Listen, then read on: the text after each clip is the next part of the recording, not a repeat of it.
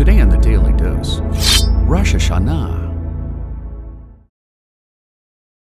While the Hebrew calendar begins with the month of Nisan, the Jewish New Year, or Rosh Hashanah, which translates to the head of the year, begins at the start of Tishrei, when in accordance with Scripture, God first created the world. For the next 10 days leading up to Yom Kippur, practicing Jews believe that God judges all living creatures, inscribing the names of the righteous in the book of life, while condemning the wicked to death. For those who fall somewhere in the middle, Jews perform teshuvah, or repentance through prayer, good deeds, and reflection on past mistakes. In synagogues the world over, unique liturgical texts, songs, and customs are performed by rabbis and their congregants, reading from a special prayer book known as a machzor. A ram's horn trumpet known as a shofar is an essential part of Rosh Hashanah services, where musicians play 4 sets of notes, a long blast, 3 short blasts, 9 staccato blasts, and a final long blast, giving the holiday its second name, Yom Teruah, or the day of the shofar sounding. After Rosh Hashanah services,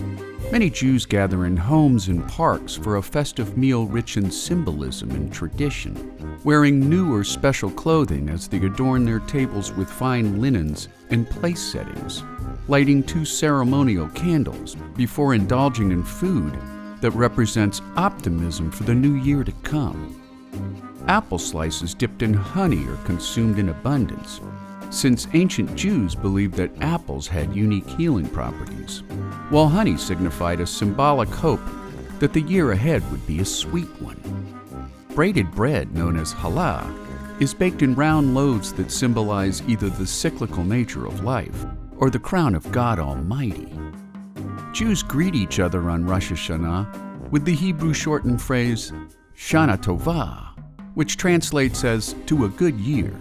while other Jews practice the custom of tashlich, or casting off of sins by throwing pieces of bread into a flowing body of water while reciting prayers, symbolizing a casting away of sins committed during the past year, giving many faithful a sense of spiritual cleansing and renewal, making Rosh Hashanah one of the holiest events for practicing Jews everywhere.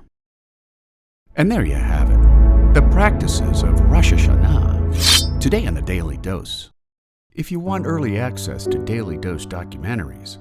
before they're made publicly available, consider supporting us on Patreon so that you too could feed the filmmakers who feed your brain.